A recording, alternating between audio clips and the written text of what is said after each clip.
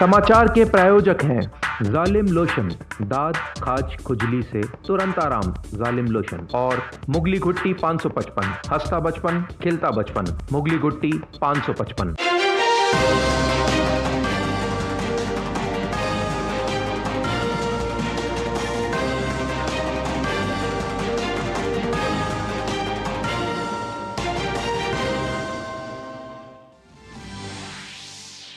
प्रधानमंत्री नरेंद्र मोदी आज 11 बजे आकाशवाणी पर मन की बात कार्यक्रम में देश विदेश के लोगों के साथ अपने विचार करेंगे साझा। आकाशवाणी और दूरदर्शन के समूचे नेटवर्क पर प्रसारित होगा ये कार्यक्रम।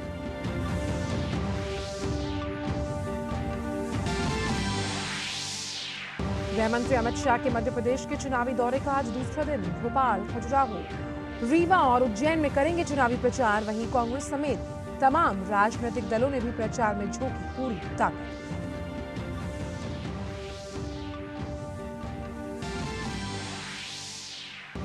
छत्तीसगढ़ में भी चुनावी प्रचार चरम पर। भाजपा अध्यक्ष जेपी नड्डा और कांग्रेस के वरिष्ठ नेता राहुल गांधी अपने अपने प्रत्याशियों के समर्थन में करेंगे जनसभाएं।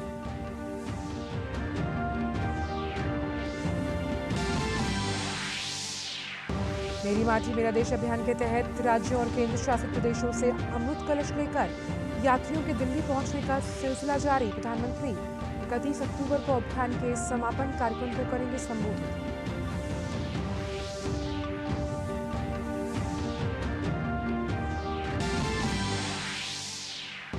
इस्राइल की जमीनी कार्रवाई के साथ इस्राइल हमास संघर्ष दूसरे चरण में।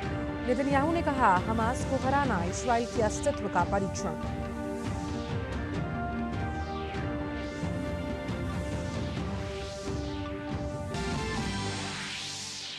आईसीसी क्रिकेट विश्व कप में आज लखनऊ में भारत और इंग्लैंड के बीच होगा मुकाबला। वहीं धर्मशाला में कल रोमांचक मुकाबले में ऑस्ट्रेलिया ने न्यूजीलैंड को 5 रन से हराया। एक अन्य मैच में नीदरलैंड ने बांग्लादेश को 87 रन से दी मात।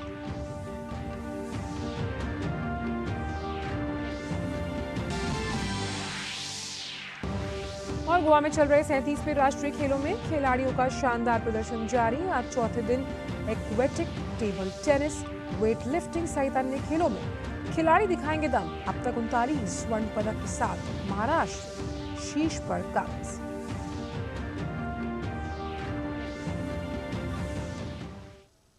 नमस्कार, आप देख रहे हैं डीडी न्यूज। मैं हूं आंचल गुलाटी गुंबर। जानते हैं इन सभी खबरों को विस्तार के साथ। प्रधानमंत्री नरेंद्र मोदी आज दिन में 11 बजे आकाशवाणी पर मन की बात कार्यक्रम में देश विदेश के लोगों के साथ अपने विचार साझा करेंगे। ये मासिक रेडियो कार्यक्रम की 106वीं कड़ी होगी। ये कार्यक्रम आकाशवाणी और दूरदर्शन के समूचे नेटवर्क पर प्रसारित किया जाएगा। ये आकाशवाणी वेबसाइट और news on AIR mobile app पर भी उपलब्ध होगा। आकाशवाणी, दूरदर्शन समाचार, प्रधानमंत्री कार्यालय और सूचना और प्रसारण मंत्रालय के YouTube चैनल्स पर भी मन की बात कार्यक्रम का सीधा प्रसारण होगा। 5 राज्यों में होने वाले विधानसभा चुनाव के लिए सभी दलों का प्रचार अभियान जोर शोर से चल रहा है। केंद्रीय गृह मंत्री और भाजपा के वरिष्ठ नेता अमित शाह मध्य प्रदेश के चुनावी दौरे पर हैं। अमित शाह आज दौरे के दूसरे दिन कई कार्यक्रमों में भाग लेंगे, जिसमें भोपाल स्थित राजा भोज की प्रतिमा पर माल्यार्पण करेंगे और इसके बाद खजुराहो में सागर संभागीय बैठक की अध्यक्षता भी होगी। वहीं रीवा जिले में रीवा और शहडोल संभागीय बैठक में शामिल होंगे। इसके साथ ही उज्जैन की एक जनसभा को संबोधित करने के साथ साथ उज्जैन के संभागीय बैठक में भी भाग लेंगे। खबर छत्तीसगढ़ से, जहां विधानसभा चुनाव के लिए सभी राजनीतिक दलों ने पूरी ताकत झोंक दी। भाजपा अध्यक्ष जेपी नड्डा आज छत्तीसगढ़ में कई कार्यक्रमों में भाग लेंगे। जेपी नड्डा डोंगरगढ़ विधानसभा में जनसभा को संबोधित करेंगे। वहीं खैरागढ़ में रथ यात्रा में शामिल होंगे। इसके साथ ही पंडरिया में एक जनसभा को संबोधित करेंगे। दूसरी तरफ कांग्रेस नेता राहुल गांधी राजनांदगांव और कवर्धा में विशाल जनसभा को संबोधित करेंगे। इससे पहले कल कांग्रेस नेता राहुल गांधी ने कांकेर जिले में भानु प्रताप नगर में जनसभा को संबोधित किया था। निर्वाचन आयोग ने 80 वर्ष और इससे अधिक आयु के वरिष्ठ नागरिकों और 40% दिव्यांगता वाले व्यक्तियों को घर से या फिर डाक मतपत्र से मतदान करने की सुविधा उपलब्ध करवाई है। आयोग ने ये सुविधा अनुपस्थित मतदाताओं को भी विकल्प के रूप में दी। अनुपस्थित मतदाता को डाक मतपत्र का प्रयोग करने के लिए मतदान अधिकारी को आवेदन करना होगा।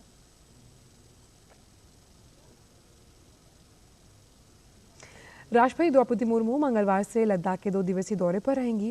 राष्ट्रपति की यात्रा को देखते हुए केंद्र शासित प्रदेश लद्दाख में विशेष तैयारियां की जा रही हैं। इस दौरान लेह में सांस्कृतिक उत्सव में राज्य की समृद्ध सांस्कृतिक विरासत और जनजातीय परंपराओं को प्रदर्शित किया जाएगा। राष्ट्रपति मुर्मू की ये पहली लद्दाख की आधिकारिक यात्रा होगी। और अब बात मेरी माटी मेरा देश अभियान से जुड़ी हुई।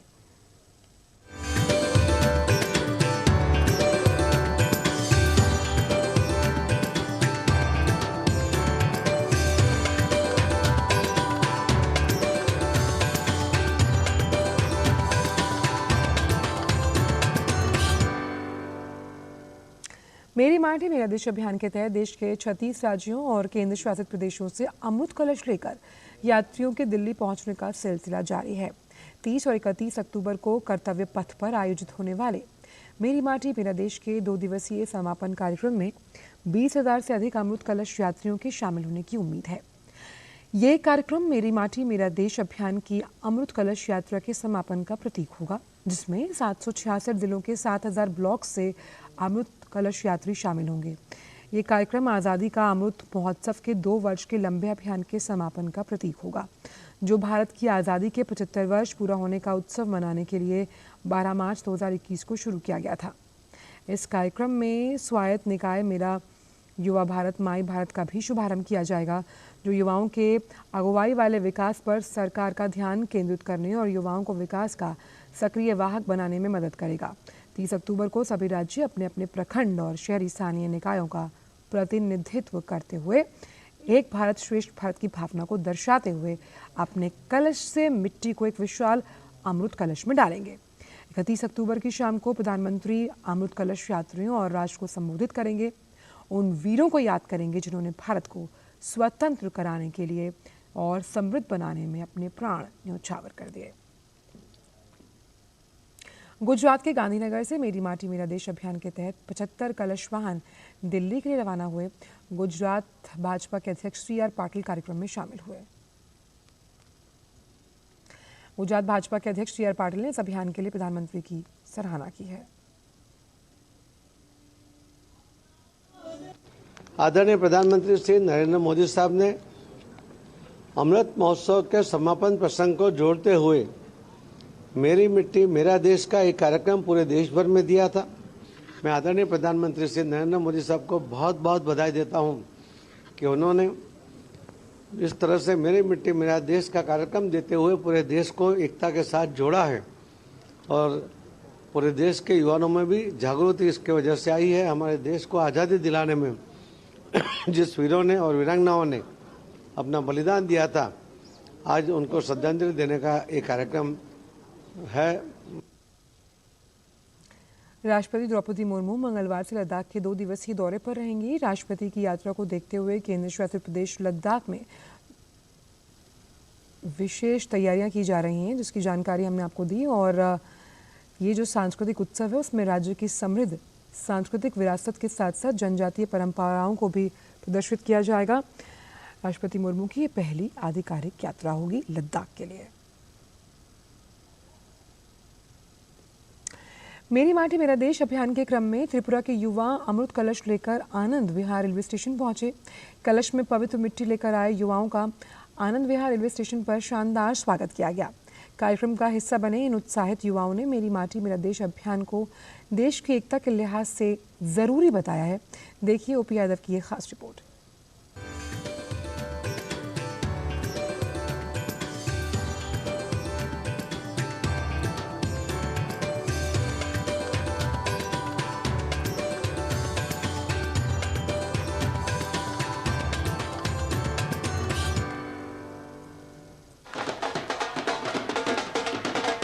गाजे बाजे और ढोल नगाड़ों की तान पर सुहानी शाम में थिरकते युवाओं के समूह का ये आकर्षक नजारा है दिल्ली के आनंद विहार रेलवे स्टेशन का।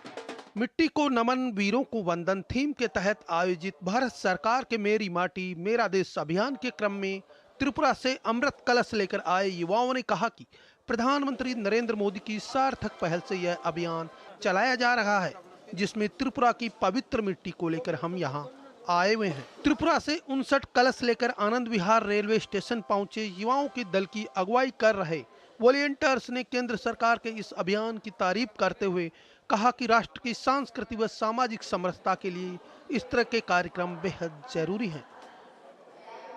बढ़िया काम हो रहा है। ये जो है ना, मिट्टी जो आया है ना, हमारे पूरा गांव की जो घर घर से मिट्टी लेके हम लोग इधर आया है।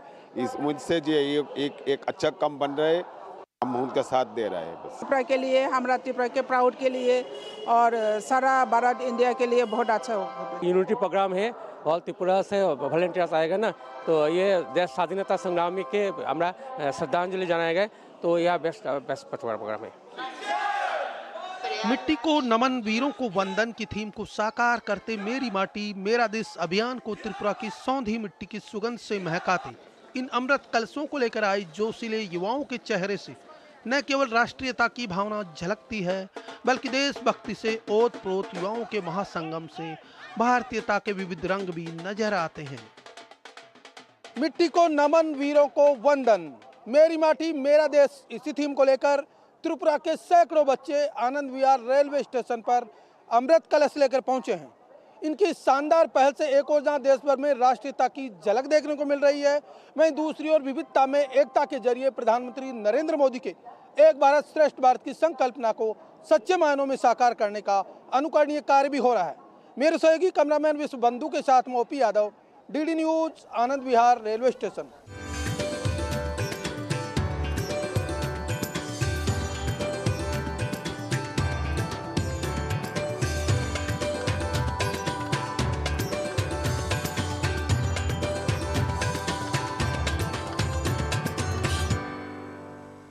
और फिलहाल वक्त एक छोटे से ब्रेक का है। होंगे बच्चे स्वस्थ भले भूलेगा बचपन, इन्हें पिलाओ मुगली घुट्टी 555।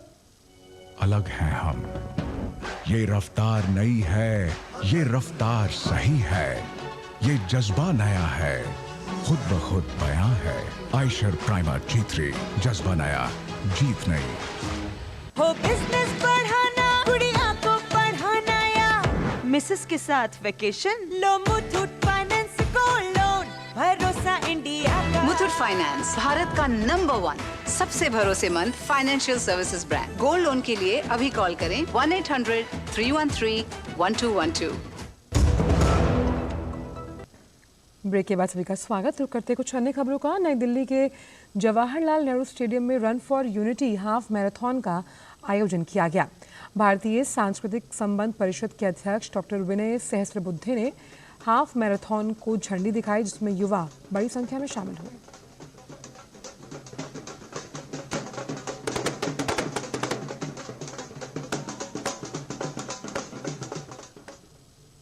उत्तराखंड के हरिद्वार में चंद्रग्रहण के बाद श्रद्धालुओं ने हर की पौड़ी पर पूजा अर्चना की और आस्था की डुबकी लगाई।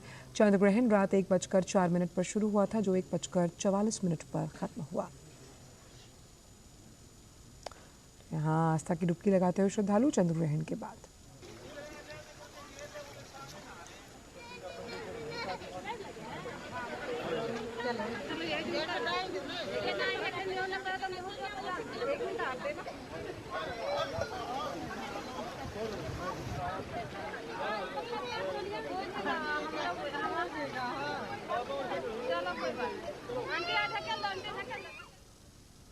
इजरायल और हमास के बीच जारी संघर्ष भीषण होता जा रहा है। इजरायल ने गाजा में ज़मीनी सैन्य कार्रवाई शुरू कर दी। इजरायल के प्रधानमंत्री बेंजामिन नेतन्याहू ने कहा कि संघर्ष का दूसरा चरण शुरू हो गया। ये चरण यकीनन लंबा और मुश्किलों भरा होगा, लेकिन हमारी सेना पीछे नहीं हटेगी। हम अपनी मातृभूमि की रक्षा के लिए लड़ेंगे। इजरायली प्रधानमंत्री ने कहा कि हमारा मकसद हमास की बर्बादी और बंधकों को सकुशल छुड़ाना है। उन्होंने कहा कि हमारे सैनिक दुश्मन के इलाके में लड़ रहे हैं, लेकिन उन्हें पता है कि उनकी सरकार और जनता उनके साथ है। हमारी सेना बेहतरीन है, जिसमें एक से बढ़कर एक बहादुर जवान है। उन सभी में जीत का जज्बा है।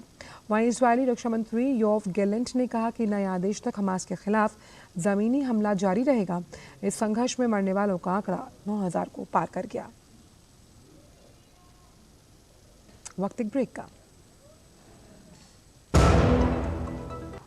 अलग हैं हम, ये रफ्तार नई है, ये रफ्तार सही है, ये जज्बा नया है, खुद ब खुद बयां है। आयशर प्राइमर G3, जज्बा नया, जीत नई। होंगे बच्चे स्वस्थ फले फूलेगा बचपन, इन्हें पिलाओ मुगली घुट्टी 555। ब्रेक के बाद सभी का स्वागत। और इजराइल और हमास के बीच संघर्ष बढ़ता जा रहा है। युद्ध विराम होने के बजाय स्थिति और उलझती जा रही है। संघर्ष के दौरान इस मैदान से डीडी न्यूज़ की टीम आपको पल पल की अपडेट दे रही है। देखिए हमारे संवाददाता अमृतपाल सिंह की ये रिपोर्ट। इजरायली फौज ने गाजा पट्टी में जमीनी अटैक कर दिया है। अपने टैंक, अपनी आर्टिलरी गन्स लेकर वो गाजा पट्टी में घुस चुकी हैं। गाजा पट्टी इजराइल के दक्षिण में है। वहीं इजराइल का जो नॉर्दर्न बॉर्डर है वो भी गरमा गया है। मैं इस वक्त एक गांव है, आखिरी गांव इजराइल का, शेलोमी, वो जो आप देख रहे हैं उस साइड लेबनान है। अगर मैं अपने कैमरामैन को कहूं कि आपको दिखा सके, वो जो धुआं है, इस वक्त अभी रॉकेट अटैक हुआ है हिजबुल्लाह की तरफ से। वो लगातार जो इजराइल के गांव हैं उन पर अटैक कर रहा है। हिजबुल्लाह ने कहा था कि अगर इजराइल गाजा के अंदर उसकी जमीनी रास्ते के थ्रू फौजें घुसी तो वो ये बॉर्डर खोल देगा, ये अटैक्स और तीव्र कर देगा। और यही हमको यहाँ जो नॉर्थ है, जो लेबनान का बॉर्डर है, उसके वहां दिख रहा है। लगातार सुबह से यहाँ मिसाइल अटैक्स, रॉकेट अटैक्स हो रहे हैं। इजराइल भी रिस्पॉन्ड बैक कर रहा है। ये सारे गांव इस बॉर्डर के साथ खाली करवा लिए गए हैं। ये एक घोस्ट सिटी बन चुका है और अब खतरा ये है कि कहीं ये जंग और रीजनल स्पिल ओवर ना हो जाए। अगर हिजबुल्लाह फ्रंट खोलता है, सीरिया में ईरान बेस्ड ऑर्गेनाइजेशन फ्रंट खोलती हैं, वहीं हाउजीज यमन में ने दूसरी एयर स्ट्राइक, दूसरी मिसाइल स्ट्राइक की जो इजिप्ट पर जाके गिरी, तो ये अब रीजनल एस्केलेशन का जो खतरा है, जो स्पिल ओवर है, वो बहुत बढ़ गया है। इजराइल की फौजों का जमीनी अटैक करना गाजा पट्टी से। तो अब जो सभी कूटनीतिक प्रयास, चाहे वो न्यूयॉर्क में यूएन में हो रहे हों या तमाम जो पश्चिमी देशों के नेता हैं वो बेंजामिन नेतन्याहू को कॉल कर रहे हों, यही दबाव बनाया जा रहा है कि आप ऐसे कदम ना उठाएं कि ये सिचुएशन इस दो हमास और इजराइल की लड़ाई से बढ़कर और रीजनल एस्केलेशन हो जाए, क्योंकि इस वक्त दुनिया एक और बड़ी जंग, ऑलरेडी यूक्रेन रशिया जंग चल रही है, एक दूसरी बड़ी जंग नहीं अफोर्ड कर सकता है। एक बार फिर मैं अपने कैमरामैन को कहूंगा कि आपको दिखाएं वो जो टेरिटरीज आप देख रहे हैं जहां धुआं उठ रहा है, ये लेबनान की टेरिटरीज हैं। वो अगर दीवार अगर आपको दिखा पाए, वो दीवार एक फेंस है जो बॉर्डर को सेपरेट करता है। इजरायलीज ने फेंस बनाया हुआ है, उस ओर हिजबुल्लाह है और हिजबुल्लाह लगातार अपने रॉकेट अटैक्स हिजबुल्लाह ने और तीव्र कर दिए हैं। कैमरामैन एसपी दुबे के साथ Amritpal Singh, Shlomi, Israel Lebanon border, DD news. और इजराइल और हमास के बीच संघर्ष थमने का नाम नहीं ले रहा। आज संघर्ष का 23वां दिन है। हमारे संवाददाता अमृतपाल सिंह इजराइल के यरूशलेम में मौजूद हैं। अमृत, कल इजराइल के रक्षा मंत्री ने जिस तरह से ये कहा कि हम अगले चरण में जा रहे हैं, इस बात के क्या मायने निकाले जाएं?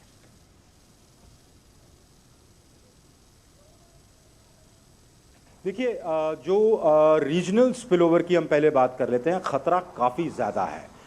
जिसे अंग्रेजी में कहते हैं द थ्रेट लूम्स लार्ज, क्योंकि हुआ क्या है कि इन्होंने कुछ लिमिटेड नंबर्स में ये ग्राउंड ऑफेंसिव शुरू कर दिया है। इनके कुछ लोग ऑलरेडी अंदर हैं, इजराइल की बात कर रहा हूँ, गाजा पट्टी में कुछ मिलिट्री इक्विपमेंट के लेके। यूएफ गैलेंट जो इनके रक्षा मंत्री हैं, उनकी अगर आप कल की स्टेटमेंट देखें तो वो जब ये कहते हैं कि नेक्स्ट स्टेज, वो बेसिकली धमकी ये दे रहे हैं कि हम फुल स्केल ग्राउंड इन्वेजन करेंगे। वो तो ये करेंगे क्योंकि इनका स्टेटेड ऑब्जेक्टिव है हमास को पूरी तरह से ख़त्म करना। तो अगर हमास को पूरी तरह से इनको ख़त्म करना है, इनको क्लोज कॉम्बैट में जाना पड़ेगा। इनको सिर्फ एरियल बॉम्बिंग से काम नहीं चलेगा, क्योंकि 1300 टनल्स हैं वहाँ, 500 किलोमीटर की तो टनल्स का नेटवर्क है।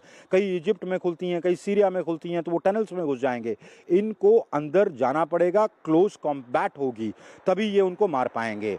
दूसरी बात ये है कि ये इन्होंने, सवाल ये नहीं है कि ये करेंगे कि नहीं, सवाल ये है कब करेंगे। मेरा ख्याल है कि ये जल्द करेंगे, कुछ दिनों में, अब हफ्तों की बात नहीं रही। अब हिजबुल्लाह ने थ्रेटन किया था कि अगर आप अंदर जाते हैं और सिविलियन कैजुअलिटीज़ बढ़ती हैं तो हम इस जंग में हिस्सा लेंगे पूरी तरह से। मैं कल लेबनान के बॉर्डर पे था, बिल्कुल बॉर्डर, आखिरी जो गांव था शिमोना करके, वहाँ था। तो वहाँ जब मैं रिपोर्टिंग कर रहा था, लाइव रॉकेट्स फायर हो रहे थे, मिसाइल्स 2 फायर हुई जो इन्होंने इंटरसेप्ट की। और तो हिजबुल्लाह जो नॉर्थ का फ्रंट है लेबनान के साथ, वो भी हीट अप होता जा रहा है। अगर कैजुअलिटीज़ बढ़ती हैं तो हिजबुल्लाह यकीनन इसमें कूदेगा। हिजबुल्लाह कूदेगा तो फिर सीरिया क्या करेगा? ईरान बेस्ड जो और ऑर्गेनाइजेशंस हैं, हाउजी यमन से, वो 2 ऑलरेडी अटैक कर चुके हैं। एक तो इंटरसेप्ट हो गया मिसाइल उनका, एक जाके मिस्र में जाके गिर गया, सीरिया में हिट नहीं किया। तो रीजनल स्पिलओवर का खतरा बहुत ज़्यादा बना हुआ है और नेक्स्ट स्टेज का मतलब है ग्राउंड ऑफेंसिव। अगर वो होता है और इन्होंने इंटरनेट, फ़ोन, बिजली सब कट कर दिया है, तो क्लियरली ये वहाँ पर जो क्षति पहुँचेगी, जहाँ वहाँ पर जिस तरह का नुकसान होगा, जाने जाएंगी, जान माल का नुकसान होगा, उसकी इंफॉर्मेशन ना ट्रैवल करे, तो उस इंटरनेशनल प्रेशर उतना ना बढ़े, उसके लिए इन्होंने ये टेलीकॉम लैंडलाइंस कट कर दी हैं कि लोग बात ना कर पाएँ, इंफॉर्मेशन ट्रैवल ना कर पाए, कम्युनिकेशन हो ना पाए। तो ये क्लियर संकेत है कि ये जल्द ग्राउंड ऑफेंसिव लॉन्च करने वाले हैं, बड़े लेवल का। चलिए अमृत, इन तमाम जानकारी को हमसे साझा करने के लिए बहुत बहुत शुक्रिया और अपना भी आप ख्याल रखिए। और अब बात करते हैं यूपीआई से जुड़ी हुई। देश भर में यूपीआई से लेन देन काफ़ी तेज़ी से बढ़ रहा है। इसकी वजह से लोगों के भुगतान करने के तरीके में क्रांतिकारी परिवर्तन आया। चाय की दुकान से लेकर सब्जी की रेहड़ी लगाने वाले या फिर मल्टी ब्रांड खुदरा दुकानदार, हर जगह यूपीआई के जरिए डिजिटल भुगतान रोज़मर्रा के जीवन का एक अनिवार्य हिस्सा बन गया। आइए देखिए ये खास रिपोर्ट।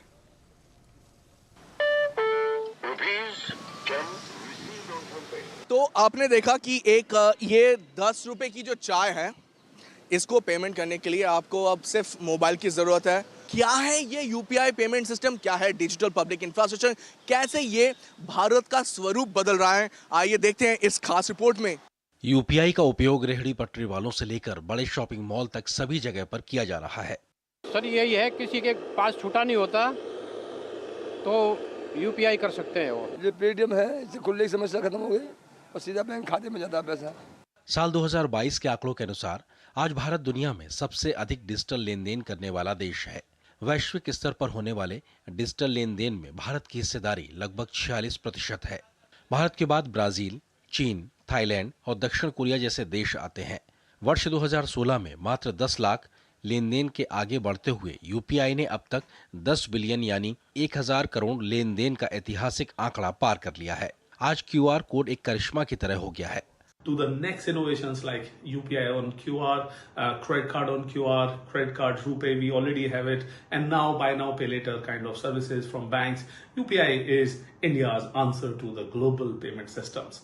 डिजिटल भुगतान के मामले में भारत ने तेजी से सफलता की नई इबारत लिखी है। बहुत से बड़े देशों की तुलना में भारत ने कहीं अधिक तेज रफ्तार के साथ इस डिजिटल पेमेंट क्रांति को संभव करके दिखाया है। भारत ने यूपीआई डिजिटल पेमेंट प्रणाली को केवल 6 महीने में चालू कर दिया। इसके उलट बहुत सी बड़ी बड़ी अर्थव्यवस्थाओं को ऐसा करने में वर्षों लग गए। इतनी छोटी अवधि में एक सफल और सुरक्षित पेमेंट गेटवे तैयार करके उसे क्रियान्वयन के स्तर पर ले जाना दुनिया के लिए मिसाल बन गया। इतना ही नहीं, अमेरिका, ब्रिटेन, कनाडा और ऑस्ट्रेलिया जैसे देशों की तुलना में भारत का रियल टाइम पेमेंट बाजार कहीं अधिक सुदृढ़ है। भारत आज सर्वाधिक डिजिटल लेन देन वाला देश है और इसमें 75% हिस्सा यूपीआई लेन देन का है। डिजिटल लेन देन में क्रांति की ये कहानी यही नहीं रुकने वाली। इसमें 2026 तक 4 गुना वृद्धि होने की संभावना है। पिछले 5 वर्षों में यूपीआई लेन देन 40 गुना से भी अधिक हो गया है। So in the last few years we made huge progress in digital payments. So the number of transactions in digital payments are increasing year on year. Bharat के डिजिटल भविष्य के संदर्भ में यूपीआई गेम चेंजर बनकर उभरा है। निर्बाध, सुरक्षित और समावेशी डिजिटल लेन देन को संभव बनाने वाली इस प्रणाली ने आर्थिक विकास को गति देने में महत्वपूर्ण भूमिका निभाई है। आज यूपीआई भारत ही नहीं बल्कि कई देशों में सुरक्षित और विश्वसनीय डिजिटल भुगतान का साधन बन चुका है। हम कुछ डोमेन्स में थॉट लीडर बने भी हैं, जैसे यूपीआई हमारी थॉट लीडरशिप का परिणाम है, जो आज डिजिटल पेमेंट सिस्टम में पूरी दुनिया का नेतृत्व कर रहा है। गौरतलब है कि हाल में संपन्न हुए G20 शिखर सम्मेलन के दौरान दुनिया भर से आए विदेशी मेहमानों ने भी जाना कि डिजिटल लेन देन में भारत बहुत तरक्की कर चुका है। G20 के आयोजन स्थल भारत मंडपम में लगाए गए शिल्प बाजार में जो सामान खरीदा उसका पेमेंट यूपीआई के माध्यम से किया गया। I am very excited to be using UPI and my digital wallet to be paying for the bangles that have been created here by this artisanal artist. The process is seamless, it's quick, it's easy. Being able to purchase the products with the app has been really easy and efficient because I don't have to keep pulling out my wallet to find cash. Global data research के अनुसार साल 2017 में लेन then की कुल मात्रा में नगद की हिस्सेदारी 90% थी, जो अब घटकर 60% से भी कम रह गई है। वर्ष 2016 में 500 रुपए और 1000 रुपए के नोट बंद होने के 6 महीने के भीतर यूपीआई पर कुल लेन देन की मात्रा 2.9 मिलियन से बढ़कर 72 मिलियन हो गई। वर्ष 2017 के अंत तक यूपीआई लेन देन पिछले वर्ष की तुलना में 900% बढ़ गया और तब से इसने अपने विकास की गति को जारी रखे हुआ है। यूपीआई सिस्टम के शानदार अनुभव को देखते हुए सिंगापुर, भूटान जैसे अन्य देश भी इसे अपना रहे हैं। जिस तेजी से यूपीआई जनता के बीच लोकप्रिय हो रहा है, उससे माना जा रहा है कि आने वाले दिनों में भारत के लचीले डिजिटल बुनियादी ढांचे को हासिल करने में गेम चेंजर साबित होगा। तापस भट्टाचार्य के साथ ब्यूरो रिपोर्ट, डीडी न्यूज। और फिलहाल वक्त छोटे से ब्रेक का, आप देखते रहिए डीडी न्यूज।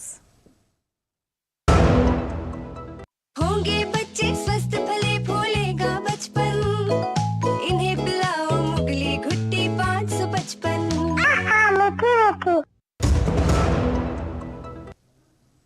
ब्रेक के बाद सभी का स्वागत। रुक करते हैं अब खेल जगत की खबरों का। आईसीसी क्रिकेट विश्व कप में आज भारत और इंग्लैंड के बीच लखनऊ के कान्हा स्टेडियम में भिड़ंत होने वाली है। मौजूदा विश्व कप में टीम इंडिया का अब तक का सफर शानदार रहा। भारतीय टीम इस टूर्नामेंट में अजय बनी हुई है। अंक तालिका में 5 मैचों में भारत के 10 अंक हैं। उधर इंग्लैंड की टीम ने भी अभी तक सिर्फ एक ही मैच में जीत हासिल की और 4 मैच में हार का सामना किया। इस मुकाबले में भारतीय टीम की नज़र लगातार छठी जीत पर होगी, तो वहीं इंग्लैंड की टीम इस विश्व कप में हार के क्रम को तोड़ने के इरादे से मैदान पर उतरेगी।